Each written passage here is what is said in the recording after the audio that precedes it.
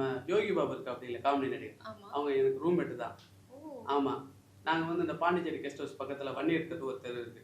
அந்த வன்னியர் தெருல தான் தங்கியிருந்தோம். கரண்ட் அடுப்புல தான் சமைக்கிறது. வீட்டுக்காரங்களுக்கு தெரியாம கரண்ட் அடுப்பு யூஸ் பண்ணக்கூடாதுன்ட்டாங்க. ஓ! அதுக்கு இல்லாம அந்த கரண்ட்ட புடிங்கிட்டு போனதுன்னு ஒரு பீஸ் தெரியல. ஆமா. அதுக்கப்புறம் நானும் யோகி பாபுவும் சேர்ந்து ஒரு படம் ஷூட்டிங் போனோம். எங்கன்னா இரும்புக்கோட்டை முரட்டு சிங்கம்னு மலம்புழாவில் கேரளாவில் ஷூட்டிங். நாங்க போயிருந்தோம். இங்கேருந்து செலெக்ஷன் பண்ணி எடுத்துட்டு போனாங்க. சிம்புதேவன் சார் இயக்குனர் அவரு. கொண்டு போயிட்டு அங்கே போய் நிப்பாட்டாங்க. எல்லாரும் பார்த்து சரி நடிங்கன்ட்டாங்க. நாங்களாம் நடிக்கிறோம். முதல் நாள் நடிச்சிட்டோம். யோகி பாபா எங்க கூட நடிச்சான். முதல் நாள் நடித்தோம். 2ஆம் நாள் நடித்தோம்.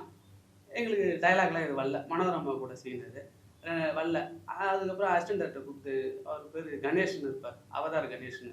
அவர் வந்து அவர்கிட்ட போயிட்டு யோகி பாபு சார் எனக்கு வசனம் இருக்கா என்ன ஏதுங்க? ஆனால் இது சொல்ல முடியாது, வசனம் வரும், ஆனால் எப்போ வரும் என்ன ஏதுன்னு தெரியாது, நிச்சயமாக வந்தால் நம்ம கம்பெனி ஆர்டிஸ்ட் தான் கொடுக்க போகிறோம் அப்படின்ட்டு. அவன் முதல் நாள் 2ஆம் நாள் 3ஆம் நாள் நடித்தான். 4ஆம் நாள் ஆளை காணும்.